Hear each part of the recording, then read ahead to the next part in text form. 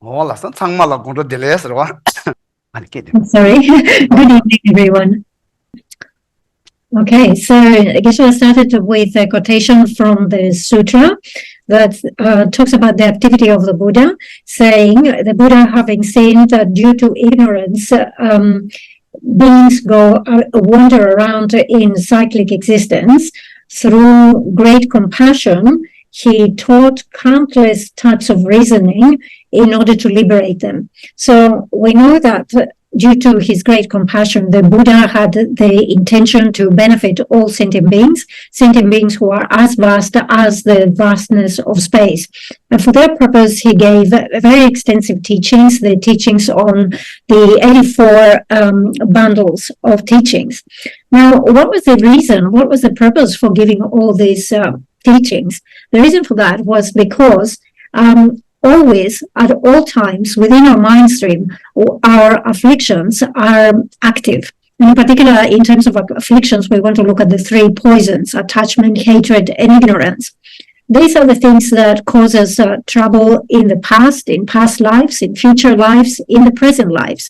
These are the ones that make us unhappy and make those who are around us unhappy. They have been there in the past, they're here in the present, they will be here in the future. They make our body unwell, they make our mind unhappy and tight. So we know that in many texts we find this terminology that talks about these three as being the three poisons. And in the case of the plant, if the root is poisonous, you know that anything that will grow out of this, the stems, the flowers, the leaves, and so forth, they will also be poisonous. So since beginningless time, we had all this ignorance that is grasping to true existence. And what we need to do is we need to find the antidote to overcome this. So as the verse says, the Buddha saw that due to ignorance, sentient beings go around in cyclic existence. And in order to help them, to give them an antidote to overcome this, the Buddha taught the three doors of emptiness. So the three doors of the emptiness are the door of emptiness, the door of wishless and soundlessness, and the door of wishlessness.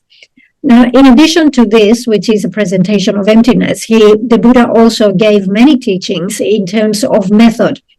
So through the combination of this, the Buddha has given countless reasoning. So the Buddha has given us reasoning in terms of emptiness, of selflessness, of impermanence, and so forth.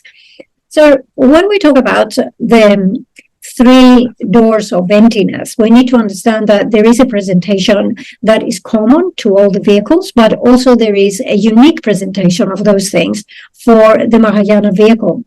Okay, so when we talk about the three doors of emptiness, it is very good to examine them in terms of the four seals of Buddhism. So the four seals of Buddhism are very important, are very crucial points, and the Buddha has really outline the importance of this point. The first one says, of the four seals, it says that all contaminated phenomena are in the nature of suffering.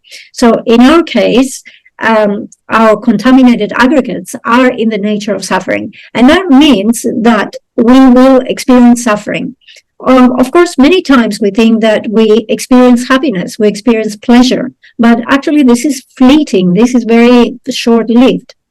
For example, you eat a particular type of food, and at the very beginning, when you experience the taste of that food, you think, oh, this is pleasurable. By the time that food has come into your stomach and your stomach is trying to digest it, already you have problems and you develop maybe diarrhea or maybe stomach ache and so forth. So the suffering has already started. The first moment, whilst it was still in your mouth and your lips, it seemed to be happiness, but very quickly, because the aggregates are contaminated, and everything that is contaminated will bring about the experience of suffering. So that is the first seal of Buddhism. The second one says that all compounded phenomena are impermanent. Impermanent here means that they change momentarily. So what happens in our case, because we have very strong grasping at permanence, the way that things appear to us and the way that they really exist is contradictory. So, for example, we come into this building, the Drobeling building, and you were here a few days ago, you were here last week, and you come here this week, and you look at the building and you think, oh, this is the same building. Nothing has changed. So to us, the building appears unchanged. In reality, the building has changed many times since last week. The same thing within the family. A member of your family, let's say your mother, you look at your mother and you think, oh, she's the same. This is the same person that was yesterday. The mother of yesterday is the mother of today. But nothing could be further from the truth. This is not true. Due to impermanence on a momentary level, the yesterday's mother has ceased to exist in order to have today's mother. Actually, the mother of 1 second ago has to cease to exist in order to have the present mother. This is how we actually go through the course of time. Within a day, we recognize 24 hours, and the previous hour has to finish to be exhausted for the next hour to begin. So in this way, we accumulate 1 day. Then if you put 30 of those days together, you will have 1 month. If you have 12 of those months, you will go through the course of the year. So there is a constant flow. Momentarily, everything has to change. So all compounded phenomena are impermanent.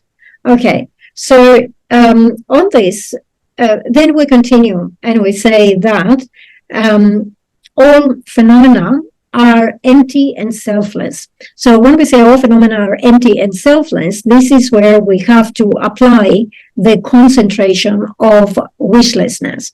And then the last of the 4 seals of Buddhism says nirvana is pacification. And to this, we have to apply the concentration of signlessness. Okay, so this is actually the common presentation that we have. Okay, so when we look at this common presentation of the 3 doors of emptiness, we're looking at things from the point of view of the cause, of nature, and the result. Okay, so common here means that this is a presentation that applies to all vehicles. However, since we are Mahayana practitioners, since we are practitioners here of the Lam Rim, practitioners of the great vehicle, for us, this is not sufficient. We must also engage this in a more advanced, in a more advanced manner. Why? Because practitioners of the Mahayana have sharper intelligence.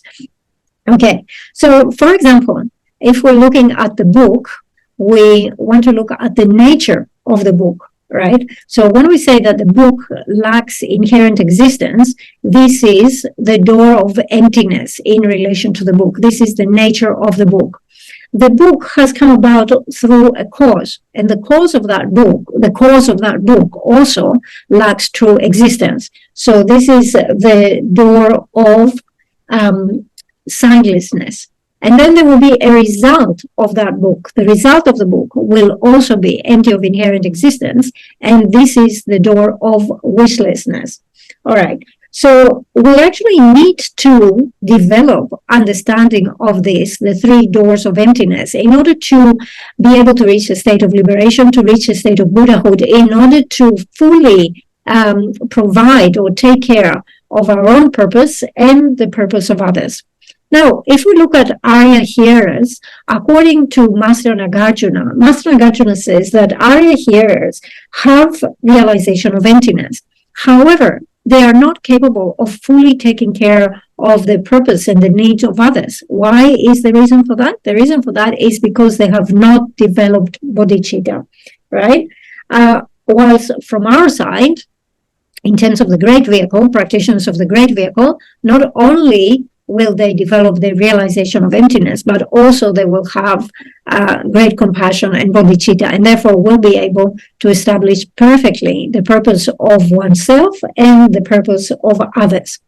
This presentation of the 3 doors of emptiness is something that is presented quite extensively in the Lam Rim towards the end in the section of special insight. So hopefully when we come to that section, we will be able to look at it. However, it's very skillful to begin by introducing these ideas in a more simplified way. And then the idea is that with the Lam Rim, we will take those things as our practice. Okay, so as we say here, we started talking about emptiness, which is very important. We see also in the three principal aspects of the path, we have three things that are the most important thing: renunciation, bodhicitta, and correct view. So that correct view of emptiness is crucial. That correct view of emptiness is what becomes the antidote to the three poisons that exist within our mind stream. And the way that we posit this has to be a mind that directly realizes emptiness and therefore has the power to completely eliminate the three poisons together with their seeds and imprints from our mind stream. So from that point of view, we talk about the antidote, and that particular mind can take the aspect of the 5 paths and the 10 grounds. The subject of emptiness is not very easy, and it takes a lot of study. So, for example, in the monasteries, they have a special subject matter dedicated to the study of emptiness. So, Uma and Parchim, which is the middle way view and the perfection of wisdom classes. It takes a bit of dedication to go through this material. However, it is very good to insist in that, to have perseverance in that, because in this way we have the opportunity to place quite a lot of imprints, strong imprints within our mind stream. So sometimes in the West, there will be, when the subject of emptiness comes up, you hear people saying, well, you know how the house is empty or the glass is empty. And they bring these sort of examples or analogies in the conversation. However, this type of understanding is not something that can be of any benefit to you in terms of acting as an antidote for your afflictions. The concept of a glass that is empty is not acting as an antidote to your afflictions. So, according to the middle way consequence school, what we have to say when we use the term emptiness, when you talk about emptiness, you describe phenomena being empty or lacking the object of negation. And the object of negation here is true existence. Okay, so it is very important to say that according to the middle way consequence school, that all phenomena exist nominally, they exist conventionally. If you do not analyze and if you don't search for this, you will find that object will appear. But if you analyze, you will find that this is not something that you can find. So, for example, a person, let's say someone called Tashi, nominally, conventionally exists. If you don't analyze in detail, you find this person Tashi. This Tashi is quite active, goes to work, drives a car, and so forth. But if you analyze in detail, you cannot find that Tashi. So therefore, what we say, the position that we have, is that phenomena do not exist at all from their own side. Instead, they are merely imputed, merely designated by the mind. And therefore, they exist nominally, they exist conventionally, and in this way, they can fully function. Okay, so when you say, phenomena do not exist at all from their own side, one might generate the question, the doubt, like, hold on a minute, we have a lot of phenomena here, in Singapore, we have the sea, we have the seashore, we have a hill, we have this, we have the other, these things, I can see those things exist. So yes, as we say, those things exist conventionally, but if you analyze, you will not be able to find them. I'll give you another example, an example of the food, right? The food, so let's say the same dish, does not actually exist. It exists nominally. And what we mean by this is that if you had 100 people taste the same dish, each person will describe that dish in a different way. For some people, this is too spicy. For some people, this is bland food. For some people, it is too salty, and so on and so forth. Okay, so there is not one food for everyone, right? So in the classical texts, such as the Illumination of the Intent, it gives there an example. We have the example of a snake, and we also have the example of a rope. Now that robe has to have two characteristics. One characteristic is that it's multicolored, and the second is that the robe is coiled. And in addition to that, we have poor lighting conditions. All right. So you enter into a room and you see something that is coiled and it has that particular colors, those particular colors, and you immediately think, oh, it's a snake, and you jump back. All right. However, this is not the snake. It is just the coiled rope. So you can say this is a typical example that illustrates that if you actually turn on the light and you look closer, if you examine, you will not find the snake. Snake is something that was merely imputed by your mind upon that coiled rope, isn't it? So when we say that phenomena come into existence merely by being imputed, by imputing a label, the mind imputes a label, and that brings the object into existence. One might then ask, so if I take a male and I label it female, is that okay? Or if I take a female and I label it male, would that work?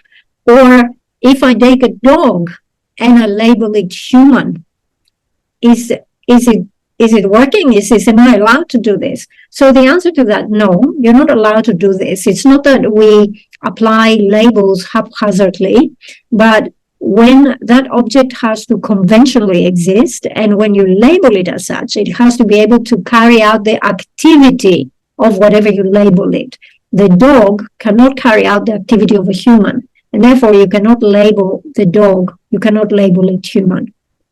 Okay, so it is very important to understand this presentation here of emptiness, where we say phenomena do not exist at all from their own side. Instead, they come into existence because they are merely imputed. So we have a lot of examples of phenomena that come into existence by being merely imputed. So, for example, when there is a new product, a new invention of the product, and someone calls this mobile, or someone calls this iPhone or iPad or Apple, someone calls it an apple, and it comes into existence, right? So we apply a name, we impute a name, and then that object comes into existence, right? Another example is like when, let's say, you move into a new house and you buy new things, new furniture or whatever you buy new into the house. So now you apply another label. So you say, my things, all right? So this is how phenomena come into existence. So very important to emphasize that all phenomena are merely imputed by the mind. We are talking about imputed entities, right? But if you search for them, you cannot find them. If it was the case that if you searched and if you analyzed, you found that phenomenon, that entity to exist, then that entity would have to truly exist. And that would actually go against the object of negation. The object of negation is that it does not truly exist. This is the thing that we negate. Now, it's interesting because obviously we have different presentations according to the different schools. So when we talk about the lower schools talk about the self of a person, and they talk about different types of selves. They talk about the imputed, they talk about that which exists as imputation, they talk about that which substantially exists, and so forth. Now, the thing is that they believe that all phenomena truly exist, inherently exist from their own side, and so forth. When we come into the middle way school, we know that in the middle way school, we have two sub-schools. We have the middle way autonomy and the middle way consequent school. In the middle way autonomy, for example, by Masters Bhavaviveka and so forth, they say that phenomena do not truly exist. They do not ultimately exist. However, they say they inherently exist. But when you come into the middle way consequent school, all of those positions are negated. So we say phenomena do not truly exist, do not ultimately exist, do not inherently exist, do not exist from their own side, they do not exist from their characteristics, and so forth. Emptiness is difficult to understand, and as we say, it takes a bit of effort and dedication.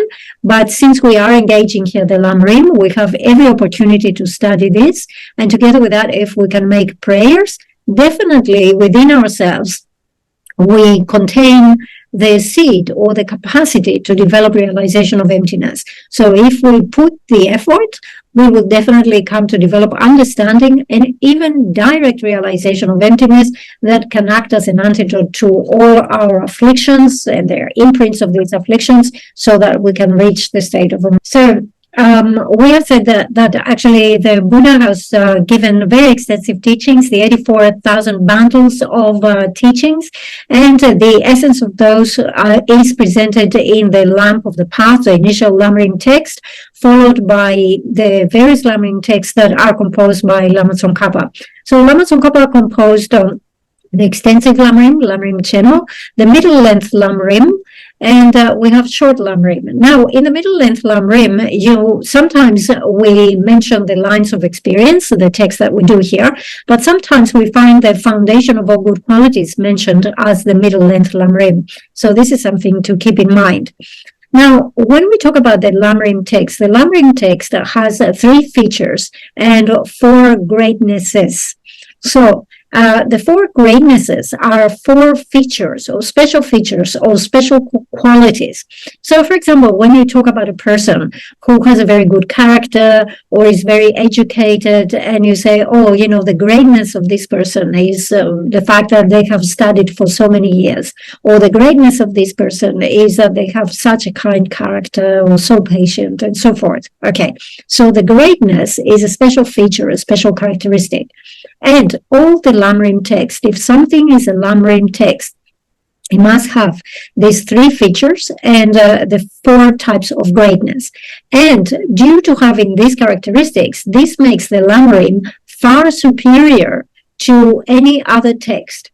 We have mentioned a number of times the Ornament of Realization. The Ornament of Realization is a classic text, a very detailed, very inspiring text. But if you, and of course within it, it contains all the stages of the path to enlightenment. But the way that it is composed is very difficult for us. Like all the subjects are there, but they are scattered and they do not come in order.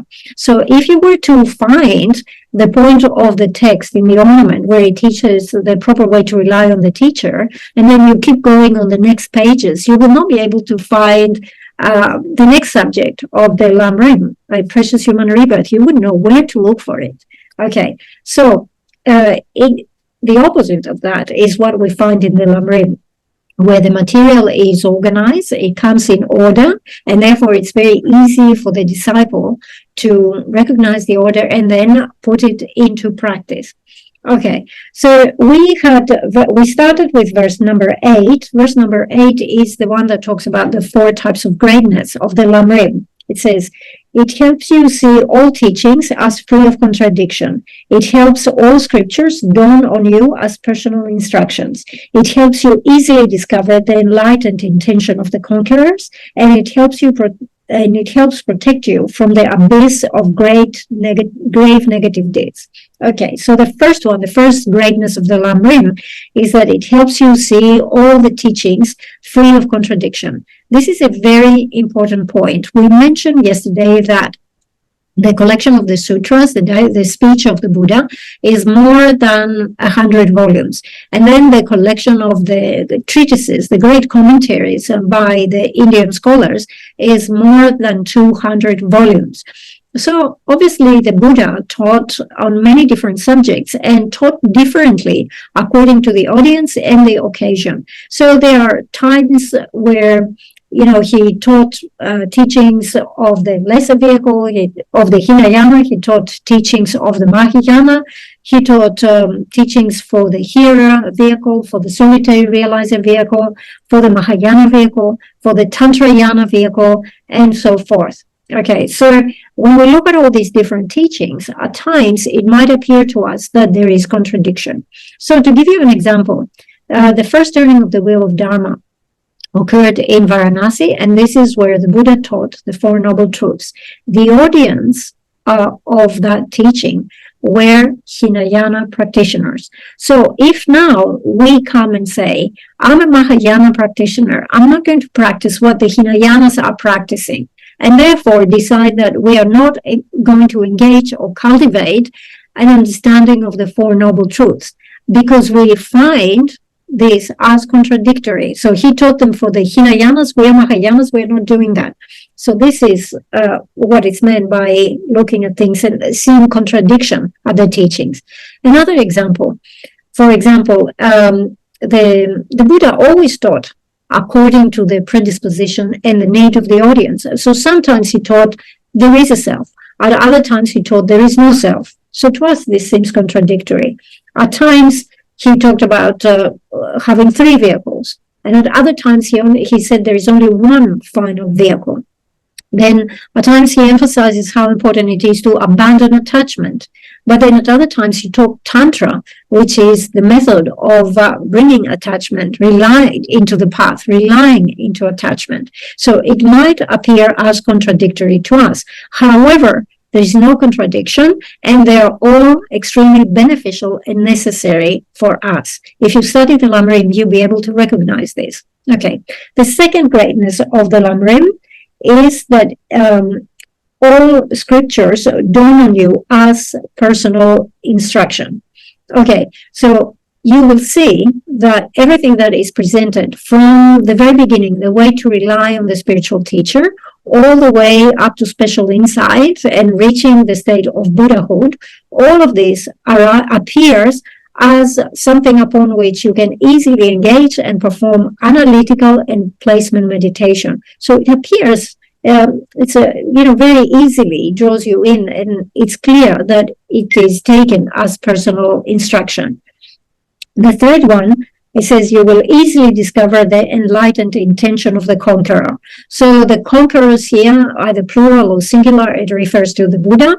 So as we say, if you engage the Lam Rim, you will be able to recognize what are the three principal aspects of the path, which is the ultimate intention of all the teachings of the conqueror. So you will be able to see how you practice all this through the Lam Rim.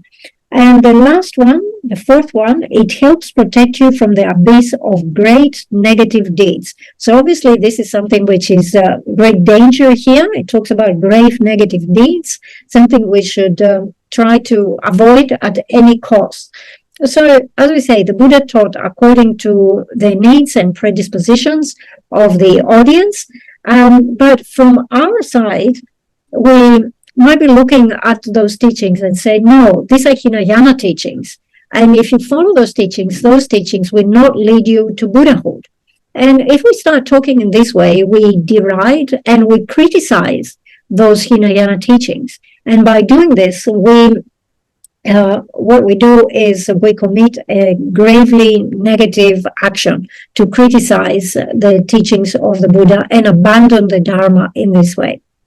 So this last point where it says it helps you protect from the abyss of the great negative deeds, this is a very important issue, because quite often we discriminate in the Dharma, even within Buddhism. So we say, we have the Gelugpas, we have the Nimas, we have the Sakyas, we have the Kagyus, and sometimes there is even criticism within our own sects, saying, oh no, we are Gelugpas and we don't like the followers of Nima tradition. Or the Nima says, oh no, we don't like the Sakyas, or we don't like the Kagyus, and so on and so forth. So by doing this, criticizing and deriding other religion or philosophical schools and so forth, this is the great negative deed of abandoning the Dharma. So there is we find in many texts that there is this conversation of Maitreya, who is asking the Buddha, and he says, Bhagavan, what is this deed, the greatly grave deed of abandoning the Dharma? And the Buddha replies and says, oh, Maitreya, it is heavy. It is extremely heavy.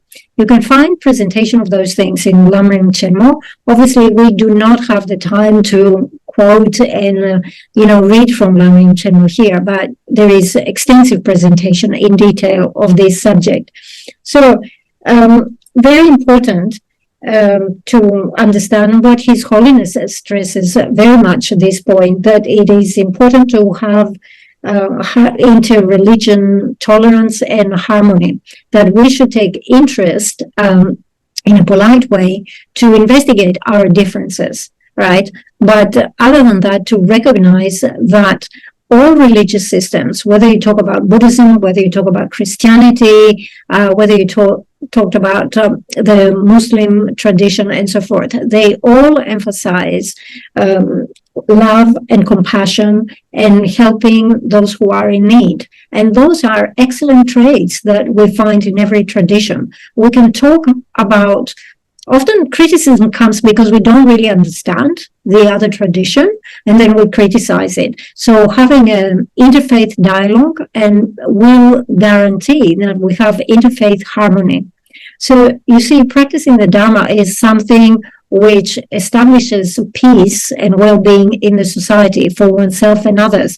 It has nothing to do with the discrimination of whether you are rich or poor, whether you are black or white, and it has nothing to do with, fooling other people and so on and so forth, right? It's just a genuine act of bringing about benefit for others. And if we can maintain that dialogue and that harmony between religious systems, then definitely we are following the advice of the Buddha. This is the intention of the Buddha. Okay, so as we say, every Lam Rim text, and in particular, as it is here in the case of the lines of experience, will have those three characteristics and the four types of greatness. And since this is the case, if we go into the next verse, it says, therefore meaning, since it has all these incredible characteristics, this most excellent instruction, relied upon by countless fortunate ones, like the learned ones of India and Tibet, this teaching of the stages of the path of persons of the three capacities, what intelligent person would not be captivated by it? So having these characteristics, if you have intelligence, how could you be fascinated by these texts? It says here that this is a text that contains the teachings of the stages of the path of persons of three capacities. This is how it is presented. We have practices for the individual of the small scope, practices for the individual of the middle scope, and practices of the individual of the great scope. And all of those are paths that actually show the gradual progression of one single person from the beginning all the way to the state of Buddhahood. So, for example, initially, if we're looking at the mental attitude of an individual of the small scope, initially the person is looking at the suffering of the three lower migrations, is terrified by this, the prospect of being reborn there, and they say, no, I definitely want to abandon that suffering of the three lower realms. I want to make sure that in my next life, I will be reborn as a human or a god. And for this reason, I will maintain the ethics, the morality of abandoning the 10 non-virtuous actions. All right.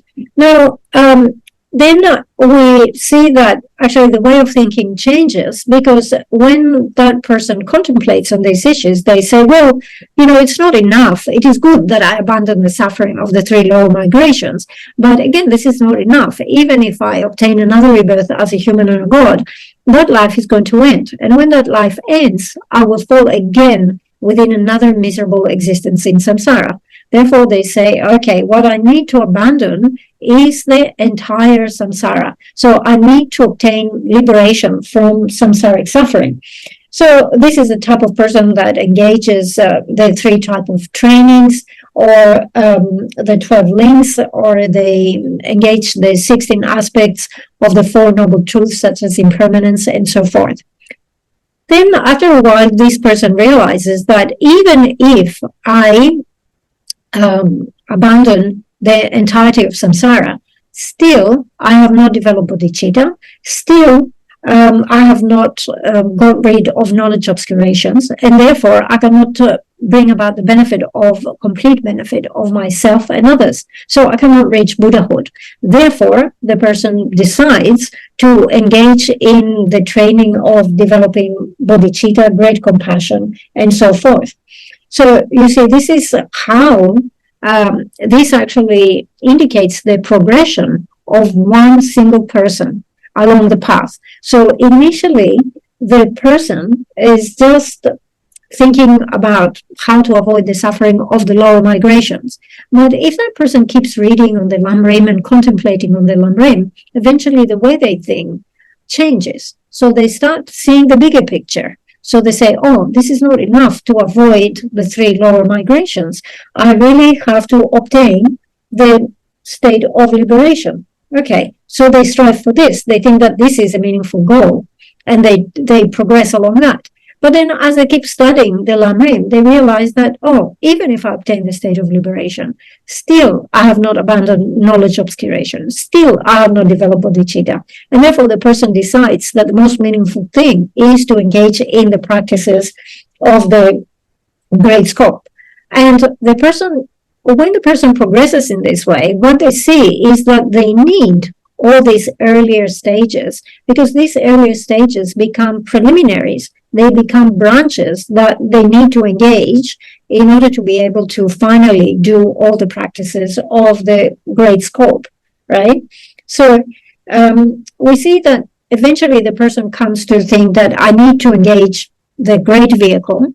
But even when they say this is not the end of the path, because the more they read in the Lam Rim, finally they realize that they also, after that, they have to enter the tantric vehicle. So there is a way of engaging the different classes of Tantra, from action to performance to yoga to highest yoga Tantra. So all of this becomes part of the entire path, the journey along the path. The Buddha definitely taught a great number of sutras, a great number of teachings. None of this is to be looked down upon. None of this is to be discarded. We actually need all of those things. These are all necessary.